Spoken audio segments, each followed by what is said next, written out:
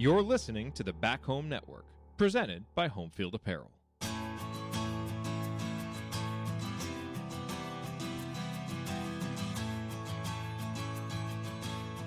Right up Meridian, baby. All right, folks, welcome back to Right Up Meridian, Pacers podcast, part of the Back Home Network, presented by Home Field Apparel. Tony, we made it. We are in the playoffs, baby. We're legitimately in the playoffs. There is no play-in, playoffs.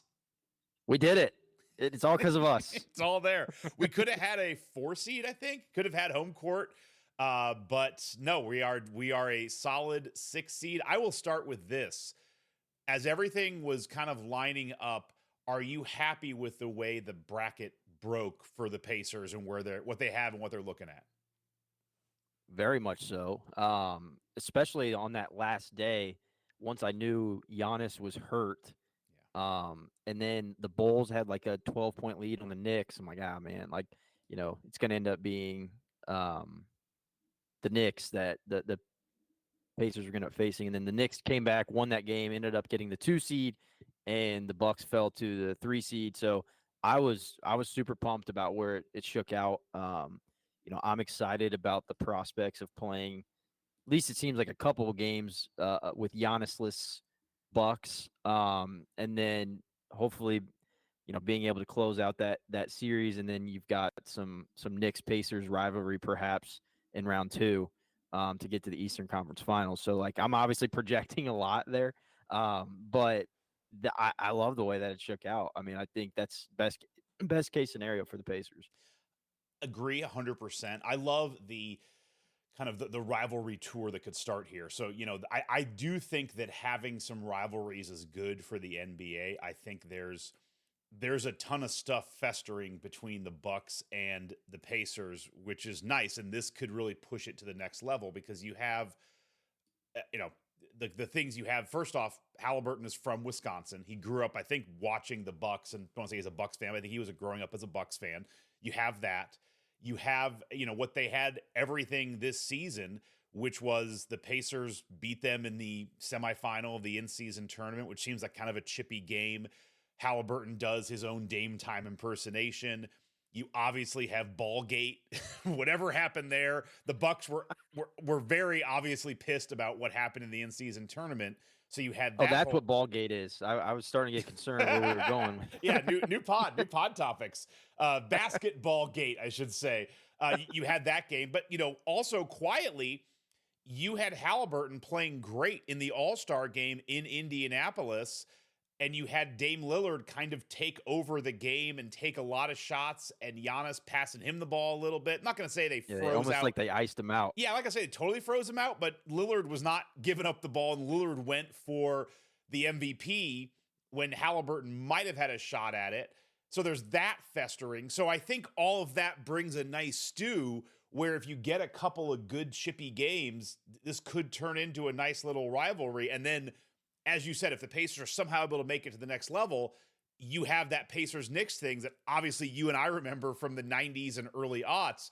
That was a nice little rivalry. So I think that's good. I think this is something, for those of us who are older, that's what the NBA was great, is you had, Knicks Heat, Pacers Knicks. You had all of these rivalries in the playoffs. You don't have that as much anymore because everyone's friends. I think having a Pacers-Bucks rivalry getting going could be a lot of fun. Yeah, and with the Pacers, I think of like the Pacers in the Bulls a little bit, the Pacers in the Pacers in the Knicks in the 90s, the Pacers in the Heat in the 2000s. Like, to me, what has kind of stunk as a Pacers fan is like the rivalries. We've always been on the wrong end of them. Yeah, it feels like. So it'd be nice to have one where the Pacers are on the right end of it, and you kind of have somebody's number. Like, this Bucks one kind of butted this year. Right now, we've had their number in the regular season. If you can beat them in the playoffs, like, you've kind of got one of those things where you're on the right side of it at least for a bit. And the Pacers did get on the right side of the Knicks one a couple different times as well. But that obviously feels better when you're on the right side of the rivalry for sure. Yeah. So as we look at this, so I'm with you. I think this broke about as well as it could for the Pacers. And how we almost projected it, Scott. I know, dude. You listen to us. We know exactly. We'll be doing our lottery number picks at the end of the podcast, so be prepared for that. As this weekend was progressing, I was seeing there was options that the Pacers could get up to the 4 seed, which it's always great to have a possible home court advantage in a series. So I'm not denying that at all, but and again, I don't think the Pacers are going to win the East. I'm not even sure the Pacers, we'll talk about what we think about their thoughts against the Bucks in depth here in a bit. I'm not saying it's a foregone conclusion. That said, I think the longer you can stay away from the Celtics in the East, the better. And so that was the only thing that I was always concerned about the Pacers getting to the 4 or 5 is I think the Pacers can win a first round series. I still think that. But I was nervous that if you're in the 4 or 5, then you go right into the Celtics. And, that's a tough matchup. So I like the idea of the Pacers having a possible second round matchup with the Knicks. I'm not saying that they're going to beat them, but that's or the Sixers. Or the Sixers, correct. Either of those teams are in my mind, much more beatable than the Celtics. I think the Celtics, this is their East to win and probably an East that they will win. And that's probably a series they could beat the Pacers 4-0. Yeah, I mean they're far and away the best team in the East. Yeah. Like it's not close. But so as you look at how it did actually break, I think this is fantastic because you and I were a little bit split on how the Pacers match up against the Magic. I was getting more. Everybody wants to play the Cavs. When you listen to national radio, it's like, oh, the Cavs suck. Everyone wants to play them. We don't play the Cavs well. I'm not sure that was a great matchup. We lost to the Cavs like second teamers at one point. Yeah, we couldn't beat them that last weekend. So obviously we don't play them well. I didn't want to play them. Something about the Bucks. You and I have talked about it on this pod throughout the season. We play them well. And then with the idea of Giannis being hurt, I think this breaks really, really well for the Pacers, especially with Giannis being hurt early. Because not that I want anyone to get hurt, later in a series, but as I think we talked about in the last pod, or I've talked to some friends about, I think, and I'll lay it out now, I think the way for the Pacers to win this series is they have to win one of the first 2 games in Milwaukee. I think if you let the Bucks get comfortable, I think that's where the Bucks could win the series pretty easily, honestly. If the Bucks go up 2-0, they come home, and we come home and it's like the third game is a struggle. That's not great. But this is a Bucks team that has been through 3 coaches in 14 months, lost in the first round last year as the 1 seed in 5 games. Just almost got swept out. If you go up there and you win the first game by 10 or 12 points or 8 points, you win game 1. You get to game 2, you're up by 3 points in the fourth quarter. Their assholes are going to be tightening up. That whole crowd is going to be tight. You're going to put the fear of God into them. And I think a lot of those demons from last year are going to come back. And suddenly it's like, what did we trade Dame for? What is going on? So the fact that you can have a shot to do that without Giannis, I think is a real good opportunity for the Pacers. Sorry, a lot of different points, a lot of different ways I went. No, it's kind of where I'm at with it, though, is there, it sounds like all reports are indicating he's probably going to miss those first 2 games. So if you're going to start a series on the road, you might as well start it without the best player in basketball or one of the best players in basketball, certainly. If you can steal both of those, that's when the talking heads start coming out of like, is Doc gone? Does this Bucks team need to break up? Is Dame Lillard washed? All of those different things. So then like that pressure is then all on them, even more so. Right. And you're coming to Indianapolis, first home playoff game, I think since 2019? 2019. Yeah. Because 2020 was bubble, and then 21 we were in the play-in but didn't make it out. Yeah. So, you've got a home playoff game that for the first time in a while too, the crowd's gonna be amped up on a Friday late afternoon, early evening, 5:30 start. Weird start time. Like just an odd start time. We got to mention that. A 5:30 on a Friday is a weird time. That was very bizarre. And not to be on NBA TV. Like normally that's like, all right, we'll just throw it on. Like we do have one game on NBA TV because it's like a contractual obligation. The Pacers just can't get national airtime. That Friday 5:30, I saw that. Oh, it's got to be NBA TV. It's not. It's like I think it's TNT ESPN. or ESPN. Yeah. So yeah, it's really weird time. Although I'm kind of excited about it. You know, we moved our office downtown at work, so I'm just gonna work and then do a little happy hour or something and head to the Pacers game. I'm pretty excited about that. Yep. Well, that's the plan. Babysitters always throw a wrench in making plans, but that is ultimately the plan right now for me is to go to the game. So the thing with Giannis, I hear that he's not going to play the first two, maybe the first three. There's also a world where I could just see Giannis in game one playing 48 minutes and being great. The guy is effing bionic. Like, I don't understand it. I'm until I do not see him on the court, I'm not 100% sure. I'm convinced he's not going to play. Yeah, no, I'm with you. Although, have you ever had a calf injury? Like, they suck. Like, they're really hard to nurse and come back from. Like, that's my thing too, is like, you know, throwing that Giannis is a bionic man aside, like you would assume he's not going to be fully healthy the whole series. Like even if he does come back in game 3, game 4, like calves are just a weird injury to mess with. You know, Tyrese Haliburton with the hamstring, like just leg injuries in general, like even when you come back, especially strains, they're really easy to re-aggravate. You know, I say all this, and like you said, he'll come out, play 48 minutes, and go for 50. Right. But it is like if you're going to play the Bucks, like having a not 100% Giannis, it seems, is intriguing, certainly. And this is something that Bill Simmons brought up on his podcast. I'd go back and listen to it, but he was talking about exactly what you were saying about the calf injuries. But he equates, and I said it a couple times, he equates it to Kevin Durant in, I think, the 2019 playoffs, where he injured his calf early in the playoffs and then came back a little bit quickly. And then in the finals, his Achilles ripped, as we all saw him go through his leg. Yep. And there's a connection there. Like, if you don't get a calf injury back, and I was talking to another buddy about this, who's a Packers fan. He's like, dude, that was always Aaron Rodgers. Aaron Rodgers always had calf injuries. And then you see him blow his Achilles out first game this year. I'm not saying it's one equals the other, but there is definitely the whole leg is I'm not a doctor. The whole leg is connected, so I've been told. I have a Bachelor of Science kinesiology, Scott. There you I'm go. ready So to am go. I pretty close on this? I mean, there's a connection there, and this is something where, you know, it is something that if you re-aggregate a calf injury, it can get worse, but it does. I think there are some possibilities where you could then, injure your Achilles, which could be worse. And this is something where the Bucks, they're really having to thread a fine needle here, because the window on Giannis is not closing, but it's like it's starting to show closing. They won a title. They did that. But last year, they lost as a 1 seed, which sucks. And you've got to come back and do something from that.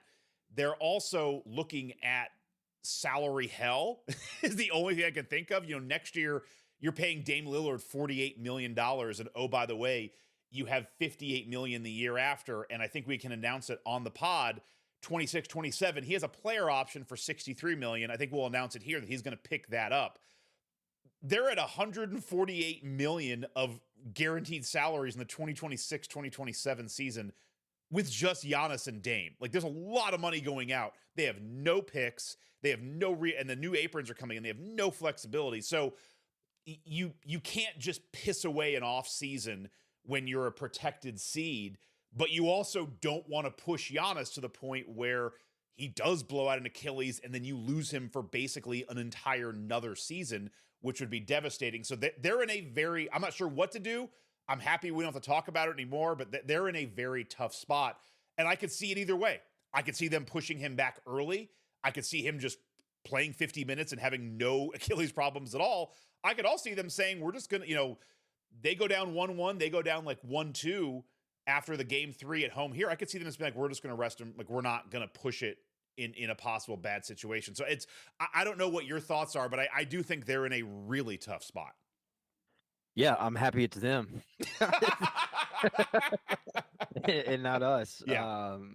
So yeah. And the other thing with injuries like that too is if you do come back too early, you start overcompensating and you screw something else up. Right. It could be your other Achilles or whatever the case may be. So those are tough things to come back from quickly, especially. Usually that injury he had is typically a month or more recovery. He's attempting to come back in a couple of weeks. So I'm with you. I think it's a tough spot for them. I think it also, to kind of shift gears to the Pacers Yeah. here, is a tough spot for them.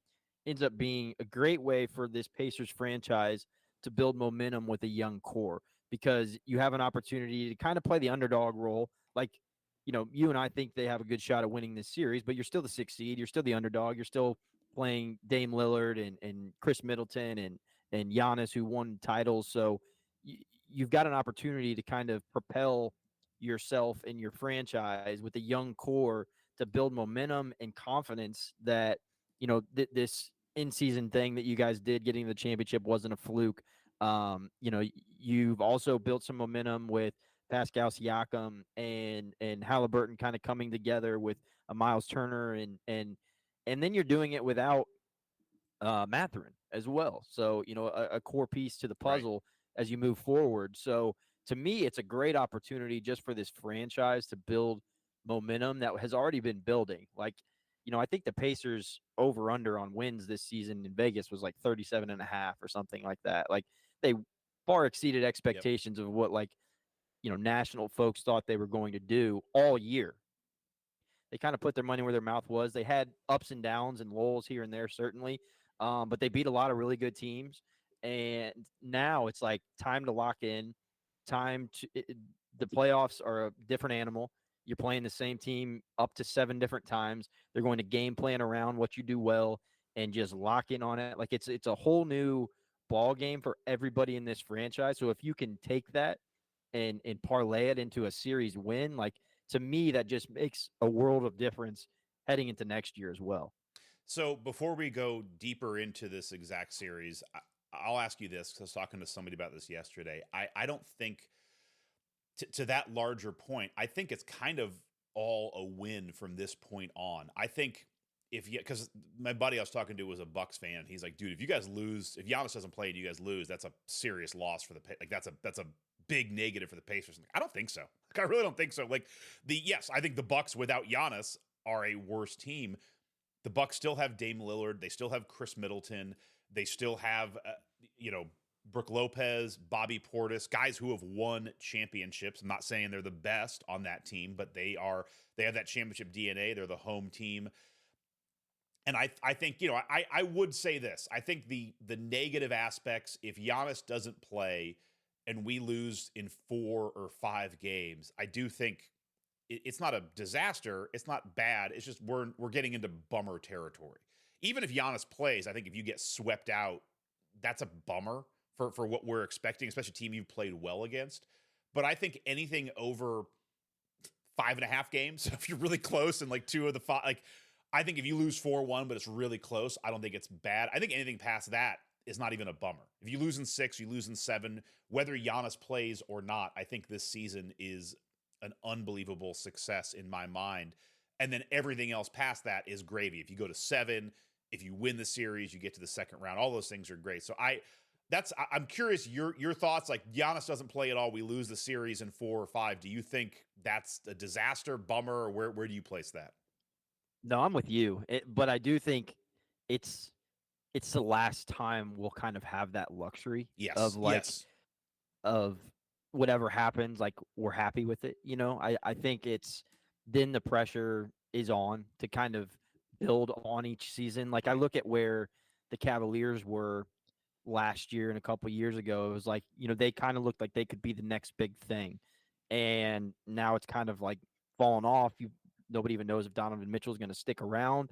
Like, you don't want to become that. Like, Right. I say that, they're the 4 seed this year, so it's not like they're but it does seem as though they've kind of plateaued. Like, they don't have a championship window, it looks like, here with this group that they've got, that maybe it did look like a couple years ago. So I do think you're spot on in that, like, everything from here on out is great. Like, you stayed out of the play-in, you made the playoffs. Like, I think you'd obviously be bummed out if they lost or got swept or whatever, just like any fan. But when you look at the macro picture, like, man, what a successful season, ton of fun as a fan. But I think that then it kind of ends there, and it's like, all right, what's next? Like, what does next season look like? How do they build upon this? And you're going to kind of be expected to build upon it, I think, for the next couple of seasons. It's funny. This is always a Ryan Russillo take that is true and always cracks me up. This idea that guys get like a 2 or 3 year window, but he's even talking about it with Wembanyama now. Like, it's going to be great in 3 years, and everyone's shitting on him because he hasn't won a title. And it's like, you see it with like Luka. It's like, all right, man, you're great. Like, you got to win something. But you like the first year or two of Luka is just, oh, this guy's awesome. Like, oh, he made the playoffs. Like, oh, this is great. And then you saw it with Giannis. Giannis was awesome, won an MVP, and something. This guy sucks. Like, he can't close. Like, it happens quick, and you are 100% right that next year it's going to change, and in 2 years we're going to be pissed if we're not in the Eastern Conference Finals. But as we go back to, let's focus now. Focus, Scott. Focus. Let's get back to this playoff series. I'm kind of debating two things here. On one hand, I do believe that stars and the best players win playoff series. So that would lead me to say, for the Pacers, I think it all rests, honestly, on Pascal Siakam, because I think Haliburton is going to do what he does. I think that they can throw some guards at him. I look at Siakam, and I'm not sure who on Milwaukee is going to guard him. Maybe Bobby Portis, maybe Chris Middleton. I don't think either of them have the height or the size to keep with Siakam, or even possibly the athleticism to keep running around with him. So I look at that. On the flip side, I look at the other matchups. Is I'm not sure who Lillard's going to guard, and then are they going to be able to torch? And so you would figure that they would put, Middleton, Portis, or Pat Bev on Haliburton, which leaves Aaron Neese. Lillard's going to have to guard somebody. Lillard's going to have to play 40, 45 minutes a game, especially if Giannis is out. Who's he going to guard is my question. And I look at Aaron Nesmith, and can Nesmith kind of come back to the form that he had the beginning of the season? It's not awful. The last 15 games, he's averaging 11 points, shooting 47%, 31% from three, but not as good as he was. Can Nesmith bring that up? And is Nesmith going to be the key of this series? But that kind of goes against the star thing. I'm curious, of those two, which do you see being the pivotal point, or is there a third I'm not even looking at? Yeah, no, I'm kind of excited. I mean, I think it's why the Pacers kind of own the Bucks this season, is because of that. Like, Yeah. they couldn't find ways to stop the Pacers. Like, Right. they just couldn't. And Giannis even talked about that. Like, the Pacers are fun. They play up tempo. They got a point guard that just finds guys and distributes the ball. He's not selfish in the way that he plays. So I think that's the big thing that the Bucks are trying to find out.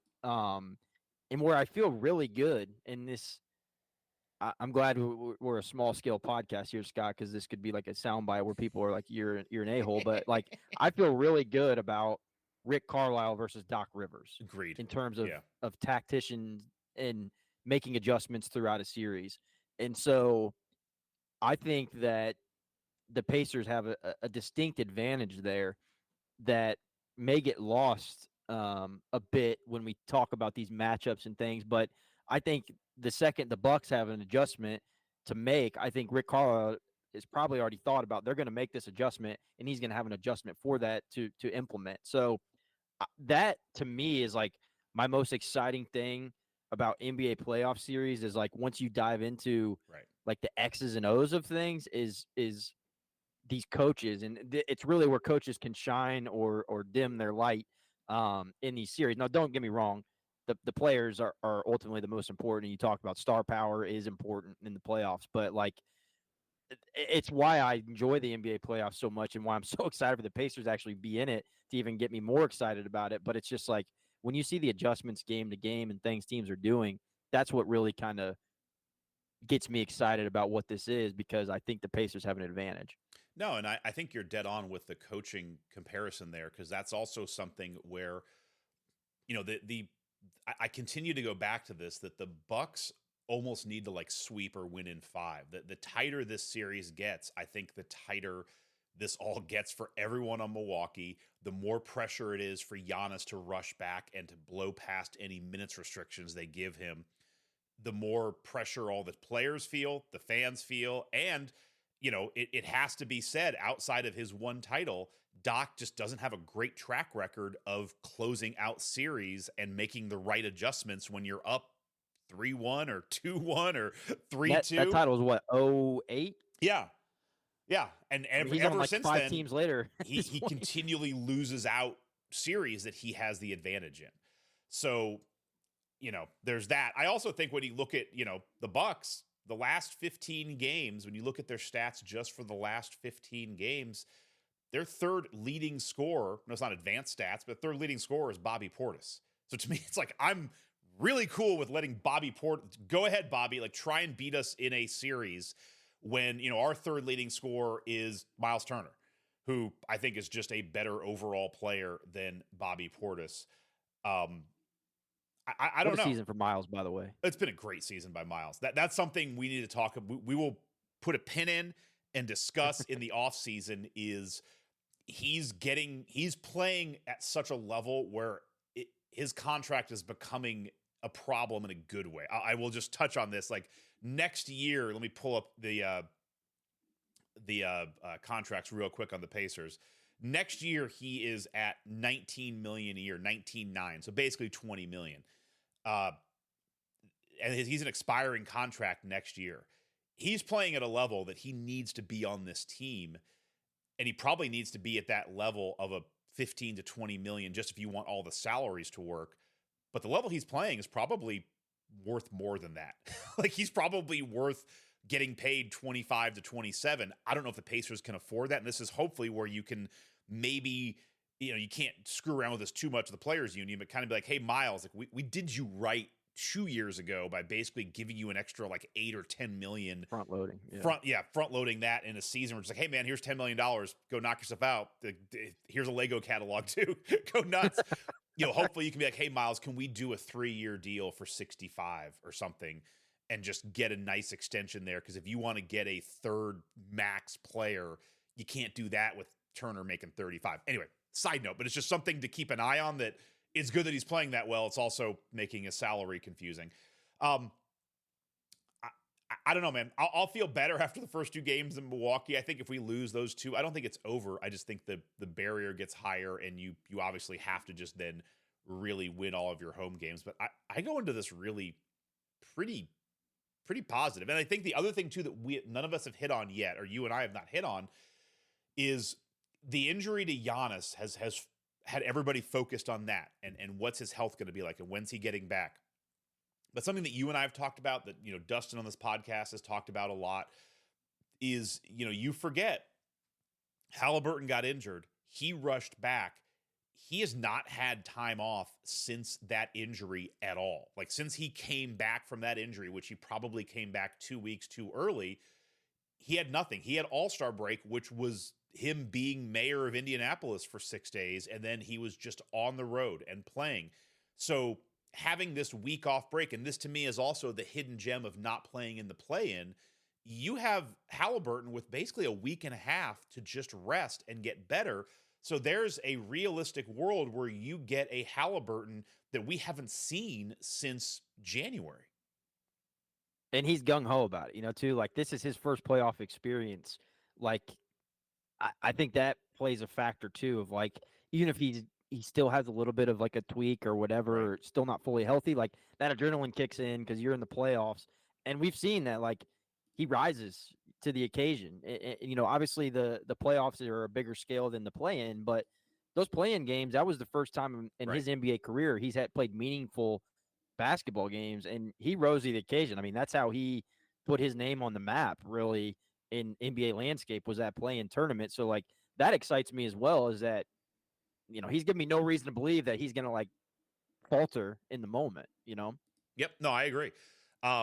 So the other thing I'll say, this all, I think a lot of this for the Bucks side is going to rest on Dame, and Dame's going to have to. Again, I have a couple Bucks fans in my life. I don't know why, but they are all kind of at this point where they are freaked out. They're not happy, but their feeling is like, all right, man, like Dame, this is why we have you. Like, now this is why you need to win 3 of these games on your own. And then hopefully we can get one Giannis and kind of one group win. I don't know if Dame is that guy who can do it. He has history of it. He might be able to, but you look at the last 15 games, just throw some stats here. Dame's averaging 24 points, but it's a pretty inefficient 24 points. He's shooting 42% from the field, 36% from 3. That's not great. He's shooting 3 of 8. That's a lot of shots. When you look at his season, it pulled up here for the season, he's shooting 35% from 3. This is the lowest it's been since the 01-02 season when he shot 32% from 3, and that was the lowest of his career. He's only been under 35%. The last time he was under 35% outside of that other season was 2014-2015. Like, he's been a 35 to 38% three-point shooter. His numbers are just down. Like, for the last 15 games, for the season, he is not this, the stats show that he is not the same player. He can get hot in a game and he can drop 20 on you. But I also think the Pacers have a lot of guards they can throw at him. Nesmith can play defense on him. Nembhard plays really good defense. You have a lot, you can throw McConnell out there and just piss him off and annoy him for a little bit. This is where, if I was a Bucks fan, I'd be very concerned that the stats show that we're hitting the other side of the hill and it might be progressing faster. And I'm not sure Dame is a guy who can win you 3 games in a series anymore. Yeah, especially without the gravity that Giannis has on a basketball floor. When it's Lillard coming off those ball screens that Giannis is setting, like, okay, you got to start making decisions. But when it's Bobby Portis or whatever you mentioned, like, comes a little bit differently how you guard that action. You could double that if he gets hot or whatever the case may be, where you couldn't do that with the Giannis. So yeah, I'm with you. Like, it pains me that Damian Lillard is pretty much exactly my age. He's 9 years older than me, or 9 days older than me, and it's like, man, this guy's over the hill. He's washed. It's like, damn. Dude, you get to that. You get to that point in life. It's a wild point where suddenly, you grow up. Just quick tangent. You grow up. It's like everyone's old and everyone's an adult, and then you get to a point in life. I remember this. I was like early 30s, and I'm like getting on some planes, like the regional jets on American, and thinking like, dude, those pilots might be younger than me. And to me, it's like a pilot, like, as an adult, like, that's a real job.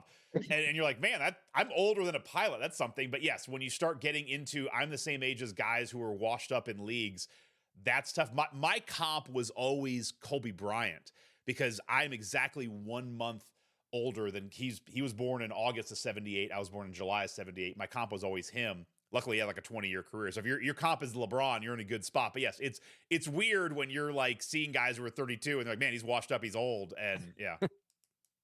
Yeah, no fun. But No. I'm with you. I don't think he can.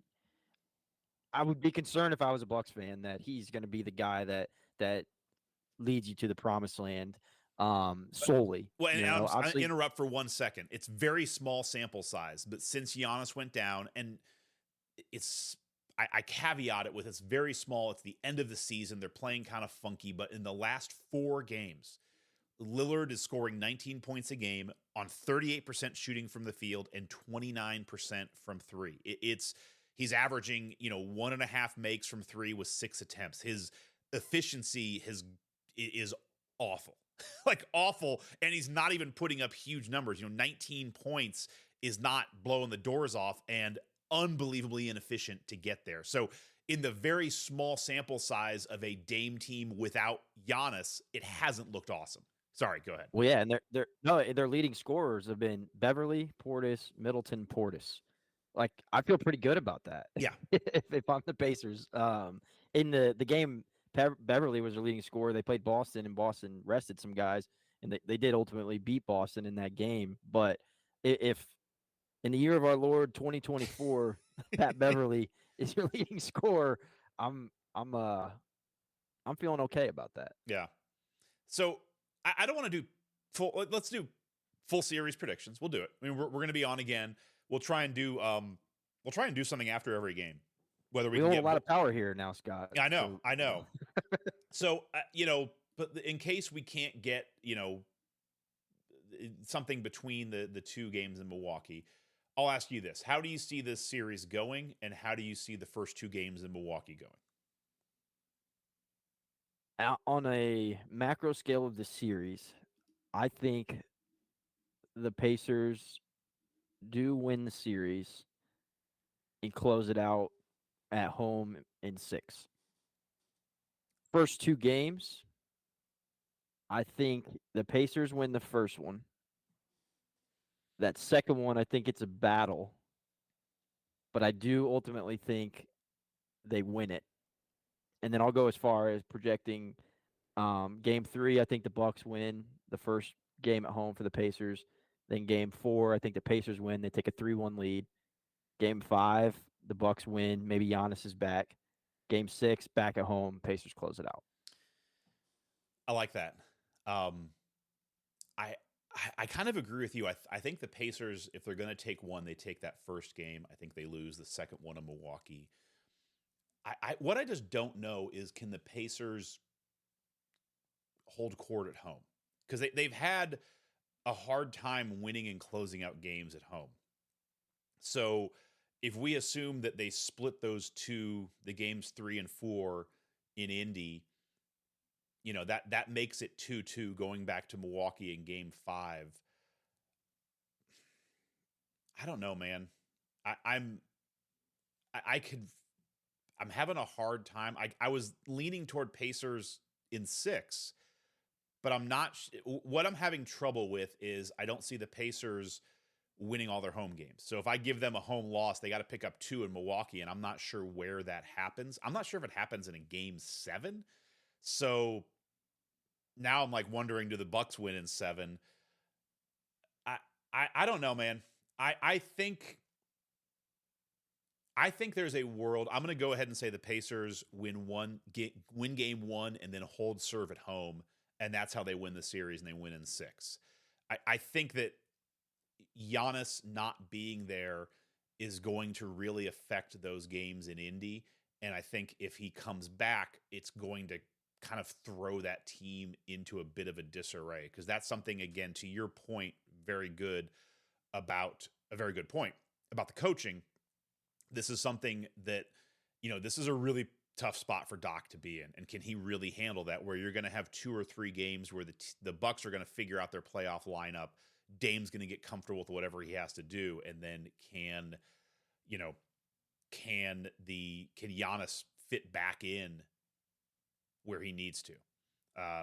So yeah, and I think those home crowds are going to be pretty electric. I'm thinking out everything in my mind. The trouble is, I think those Sacramento Kings crowds were pretty electric last year, and they lost in the first round. So I don't know. Yeah. I'm having a hard time. I don't want it to get to 7. If it gets to 7, Yeah. I would start having my doubts about the Pacers closing it out at Milwaukee in a game 7. So you have I think you're. So you have the Pacers winning game 1. 1-2, 4-6. 1-2. Oh, you have them winning both the Milwaukee games. 1-2, 4-6. That's possible too. I think it's going to be. I think the Pacers will win game 1 and then hold serve at home. But I'm really tentative about that, just because I'm nervous about their ability to close out at home. But I think it's going to be pretty good crowds. I think it's, even though it's 5:30 starts, early starts, I think the crowds in Indy are going to be pretty nuts. And I think that Gamebridge, when it's rocking, is unlike a lot of other venues in the NBA. And so even though Sacramento, more like a college. Yeah, no, even though Sacramento atmosphere had some pretty crazy crowds, and I've not been there, I know a lot of the other NBA arenas I've been to, even though they get kind of loud and feisty, they're big, they're cavernous. Gamebridge is one of the few arenas out there that was built for basketball, doesn't have to have a hockey setup. Fans are closer. And when it gets loud, man, it gets loud. I was there for the in-season tournament game against the Celtics, and it was nutty. I'm excited, man. It's good to be back. Yeah, it is. Real quick, if they beat the just have to have fun. Well, everything's available now. If they beat the Bucks, I actually don't mind their matchup against the Knicks. I mean, then it's like you're just in full it's all gravy mode, but the Knicks are probably going to win that series, but there's no Julius Randle. Like, I don't know. That's not, I mean, we have the trouble of letting dudes like Brunson go nuts for like 55 points. But is OG going to play? Like, there's a world where we could beat the Knicks and be in the Eastern Conference Finals. Also a world where Embiid gets hot Yeah. and the Sixers end up taking that 7 seed all the way to the Eastern Conference Finals and maybe even having a good series against the Celtics. Like, they might be the second most talented team in the East. And I think when Embiid went down, they were the 2 or 3 seed maybe. Yeah. But like you said, it's all gravy from there. Like, I would be ecstatic to have a second round series. And then, like, let's say for whatever reason, the Pacers do beat the Knicks and you're in the Eastern Conference Finals. Then you're talking about Pacers and Racers, baby. Like, we're going old school. You've got playing into the late May. Like, that's what gets me going. I want that to happen. It's almost better if it doesn't. Like, it's better to lose you don't want to escalate the timeline to a point where you suddenly next year that becomes the norm. In a weird way, the Celtics have done a good job of managing that, but the Celtics are in that spot where everybody looks at Tatum as like, man, this guy just can't get over the hump. He's been there. It's like, well, part of the reason, not that I want to defend Tatum, but Tatum's only like 26. Like, he's only 2 years older than Haliburton. He's never lost before the Eastern Conference Finals either. Yeah, and I think part of the problem is he was in the Eastern Conference Finals his rookie year when he was like 19. Like, this is a guy, like, it was sped up too fast for him. So the first 2 or 3 years of his career ended up going to whatever. We get there. I'm super happy. I'm not going to sit here and complain about any that. No, I get it. Let's win a game against the Bucks first. The last thing I'll say, I don't have it pulled up, but I was listening to Bill Simmons do some previews. I'm pretty sure this is right. The last 40 games, the Bucks are, I think, 41 games. They're like 20-21, or they're right at 500. And 40 games is half the season, folks. They're a 500 team the second half of this season. So this is not a Bucks team that blows the doors off. It's a Bucks team that couldn't hold the 2 seed, and they were trying to. So the Pacers haven't blown the doors off either in the last 40 games, but the Bucks have been more healthy than the Pacers have been, and the Pacers have had to integrate more different pieces than the Bucks have in Siakam. So, as I say that, I feel better about the idea of the Pacers winning this series in 6. Well, yeah, I mean, before Giannis went down, the Bucks had lost to Washington, Memphis, and Toronto back to back to back. Yeah. And in the game he went down, they lost to the Knicks. So, I mean, it's not like they were setting the world on fire with Giannis. Yeah. It's awesome. Any other final thoughts? Anybody else you're excited to see in the playoffs or think could have a real bump this playoff season? I'm excited to see what Naismith does. He seems like he plays with an edge. He's a guy that I think can kind of make a name for himself a little bit. I don't want to say he plays like a Bobby Portis or anything like that, but just has an edge to him. Yeah. We'll do the little things, kind of gritty. Excited about that. I'm excited to see Siakam. We didn't really talk much about him, but that's a guy that has been to the promised land. He's won a title. He's got that experience. Like, he's the guy. He's kind of like the David West of all of this, where like he's that veteran presence that can kind of string along the younger guys and kind of not let them get too high, not get too low. He's been there. He's done that. He knows how this process kind of works. Like, he's really the only one on this team. I can't think of anybody. I mean, you've got James Johnson. I'm sure he's at some point been through some playoff series. He's been around so long. But, like, in terms of guys that get valuable minutes, like, I think the Siakam factor there is a great thing to have as you're trying to, like, get a young team acclimated to what this all means and how to kind of act. And, like, you're on national TV for, your first time every single game pretty much since the play-in tournament. So, like, that, all of it just, like, magnifies everything. And when you have somebody that's like a calming presence there, that helps. Now comes the point of the pod where let's talk about every player. But I will also say Obi Toppin, I'm very interested to see how he fits in this series because he's kind of been my Achilles heel all year. That I love watching Obi play. I feel like he needs to play more. I feel like he does a lot of great things on the court. But as you look at him, I don't know who the hell in the Bucks is going to guard Toppin. Like, he is so much more athletic than some of the guys on the Bucks. You know, Portis and Pat Bev are both really good defenders. They're also 5 or 6 years older, and I don't think they have the explosive quickness that Obi Toppin does. I just look at him as a guy who could put up 15 and have some dunks. And, you know, when the Bucks have looked bad, they've looked old and they have looked slow.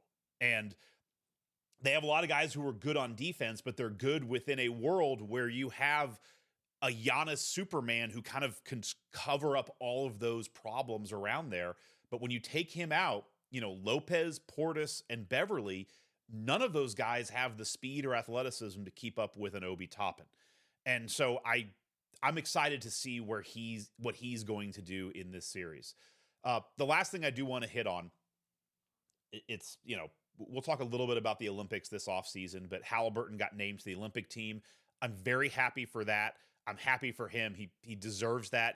I was really worried they were going to leave him off. I think this is USA Basketball is a totally different podcast, but they were getting, I think they still are veering way too far into the, hey, let's get the guys who are old and good when you really probably need some young blood in there. You know, I love Steph Curry. I love LeBron, but they're mid to late 30s. LeBron's almost 40. Like, let's start getting new guys in there. There was a world where I was actually kind of hoping, just for the edge, like if Haliburton got left off the team, that would piss him off to a point that he'd go on and just an insane heater in this playoffs. But I'll leave you to answer your thoughts on that before I go to my last point on Haliburton, on him making the Olympic team. Awesome. I mean, it's he noted, you know, it's something that he's wanted his entire life, you know, and it kind of propels you as a top 12 guy in the US, you know, as it currently stands. Like, they are very clearly trying to put together the best team for this Olympics, and he made it. You know, I think that speaks volumes, and I think his game translates to international basketball as good or better than almost any USA basketball player. Concerns me that, you know, he doesn't have a lot of time to nurse the injury that he had. You know, certainly he's not going to be playing, obviously, like 40 minutes a game in these international competitions, but I do still think he's probably got something nagging him, and he'll kind of just have an off season where he just continues playing. So that is a little bit concerning, and that always seems like those guys that do play in the international competitions, it takes them a little bit longer to get back into the NBA swing of things just because their bodies are worn out. But it's something he wanted, and it's very cool to have the Pacers represented there. Completely agree. And you saw it last year, I think, with Anthony Edwards and him, guys who are on the FIBA national team. They take a step up. There's always been another, keep referencing him this pod, Bill Simmons, has just been like, guys, the international play and kind of being with the elite of the elite, you see guys take those leaps and really grow with that experience. So I think it's good for him. The last thing I'll say is just, I'm curious your thoughts on this. I'm concerned for Haliburton making the NBA all NBA team, the third team. I've seen ballots out there. I've heard people talk about it. He's on some ballots, on a lot, he's not. He's kind of in a spot where he's fighting with Anthony Edwards and Zion, and even Wembanyama's getting some look there. Depending on who else you have in that spot, you know, even Sabonis is getting talked there as kind of the 5 or 6 guys who are kind of fighting for the last 2 or 3 spots on the NBA All NBA third team. It's interesting because you and I don't have votes. This podcast barely has listenerships, but I thought it was interesting. I was reading that Zach Lowe gave up his vote, and Zach Lowe is one of the best voices in the NBA. He gave up his vote for all of this stuff because he doesn't like voting on it, because it's like a $45 million decision whether Haliburton makes the All NBA or not, and it's loot. We can talk about this another time. We've gone 51 minutes now, but I understand the game played thing. I think the game played thing makes total sense for this. It is ludicrous that you get 1 year to make this max. Like it should be something where you get the term of the contract. If you make all NBA under that contract, then it escalates and kicks in. The idea that it all is a fulcrum point on one season is to me pretty silly. Now it only affects one or two guys a year, but it's a big effect. And if he's not all NBA, he's damn close to it. And it just sucks that that's $40 million that could not be there. I will circle all this with the question: do you think he'll make third team All NBA? I don't know. I think if he makes it, it's probably a conscious thing that media members do, where they say, "Look, man, if you're on the bubble, but it's a $40 million decision, I'll put you on there," which I can't disagree with. But I also see a world where he doesn't make it because he's had a good season. You look at the stats since the injury, it just is what it is. He's really not at an all NBA level for the entire season. So I would venture to say he probably doesn't make it, which sucks. But I'm curious your thoughts on that as a whole. Yeah, I think I'm with where you're at, that I think he actually does make it because of what you noted. It's a conscious decision. It's in those guys' minds. It's the whole reason Zach Lowe doesn't want to be involved in that. I think it's also got to play into their minds. Like, again, like they will never say this, but it probably plays in their minds too that he stopped playing at an all NBA level because he came back early, because he wants to make the all NBA. Like, it's just like a compound effect of what happened. Like, he came back early because he wanted to be eligible for this all NBA thing. And then he didn't play as well because he was injured, and that all plays a factor. So I think he does make it, but I think it's not necessarily because his whole body of work means he was one of those top guys. But I think I'm in full agreement with where you're at, that like it's this 1 year window to open up, this key to this box that's just millions and millions of dollars. Like that's crazy. And so I'm with you though. I think that it ultimately plays in. And like, if he doesn't make it, do the NBA players get to pull like a Rudy and hand their jersey in? Like, he's got my spot. He's got my spot. He's got. Sabonis doing it, and I don't know. Yes. I don't know if Zion would do it, but yeah, no, that's a funny thought. So we'll see. I think that comes out in the next couple of weeks. It'd be nice. I mean, the number of Pacers who have made All NBA teams is not that long. I think did Paul George make one as a Pacer, and maybe Danny Granger is recent history. I know Granger did. I'm trying to remember. I think Paul George did maybe the year before the injury. Yeah. Or maybe the year after. It's not a long list. It is not a long list. I think Jermaine O'Neal might have made one as well. I think Reggie might have made one like third team at some point. But it's not a lot of high level success. So it would be cool for the Pacers.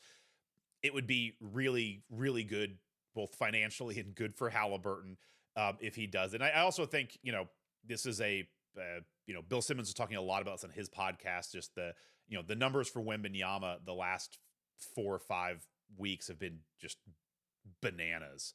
The numbers for Haliburton were just bananas the beginning of the year. And it's kind of like, which one do you pick? But I worry that there's a lot of recency bias, that it's just what Haliburton did was so long ago.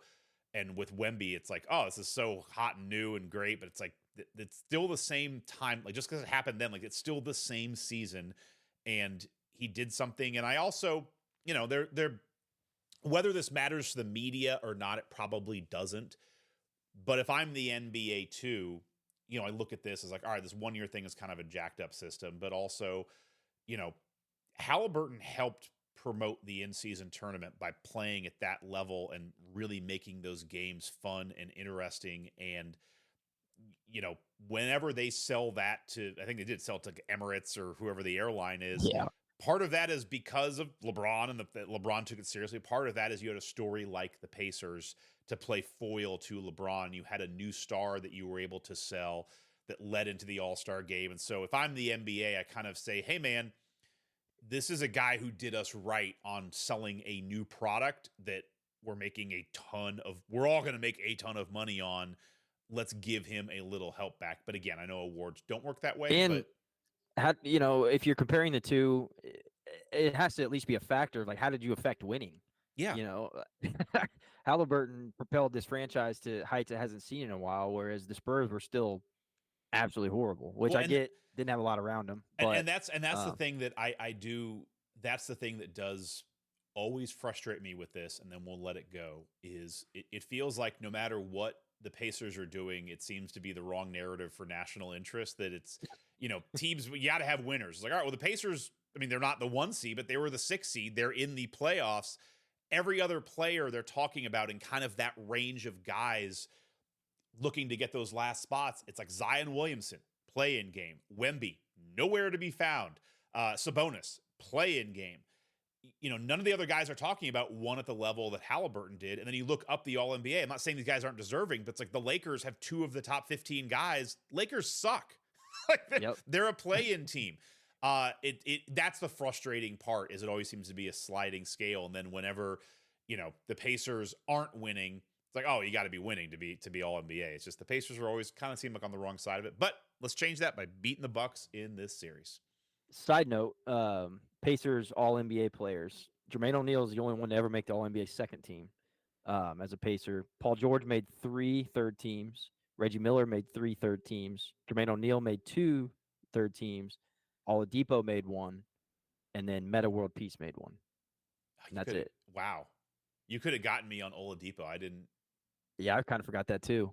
I mean, I knew he had, I just never thought he put together a full, I mean, we're getting old because it was only like 3 years ago. I knew he hit some heights, but I always felt like he got derailed by injuries, and he had a good 2-year stretch, but never felt like it was a good, anyway, good for him. All right. And then Meta. Yeah, that's wild. All right, Tony, it's been blast. Let's do it again after this weekend, after we get game 1 under our books and we see where we're at, getting ready for game 2 on NBA TV, as only the Pacers can.